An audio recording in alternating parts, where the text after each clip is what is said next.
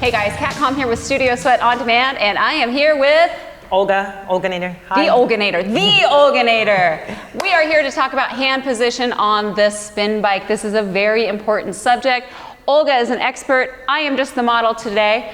Olga, let's start by talking about why hand position on the bike is so important. Well, I think hand position is important because it's going to put your body in the proper alignment while you're riding the bike. It's super important to have a safe ride, and hand position is one of those things, you know, so let's talk about it. Yeah, I say that. It starts with the hands and the feet. If those are not in the right position, then your whole body could be out of whack. Yes. So, and it is really important. So, all right. And then also, I feel like some people need to understand when we're calling out different hand positions, where those are.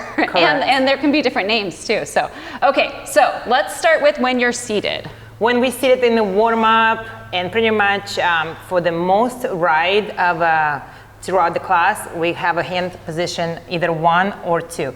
So 1 is right in the middle of the bike, yes, like this. I usually say relax your shoulders, soften your elbows, hand in the center.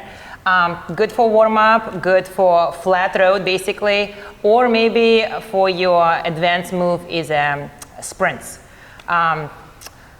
Okay. Or for your recovery or for your cool down. Yeah. Hand position number 2, we have 2 options. Hand position number 2 is here inside your handlebars, where your thumb is come right to the handlebars like this. And hand position 2.5, somebody call it, where your hand outside on the handlebars.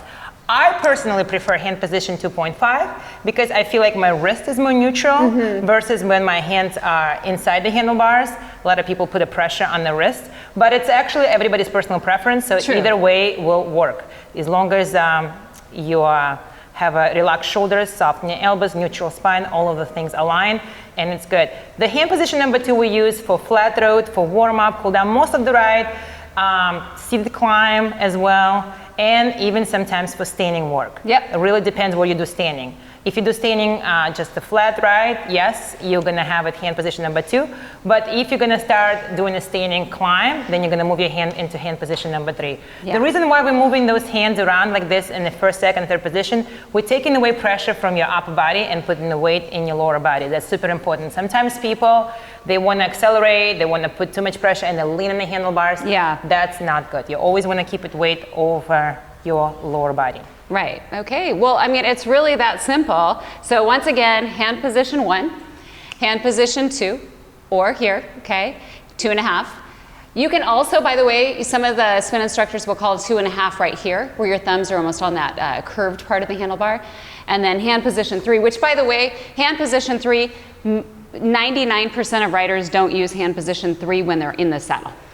Yes, because then you're stretched out and you want to keep it, your shoulders back and chest lifted, open up your airways, get the oxygen into the lungs, so you want to keep it shoulders back, so you don't want to be seated and stretched out to the hand position number 3. You want to keep it hand position number 2 so your chest is lifted. It all starts with the hands, ladies and gents. All right, that's it. And for those amazing body sculpting, fat torching, cycling classes, make sure you head over to Studio Sweat On Demand.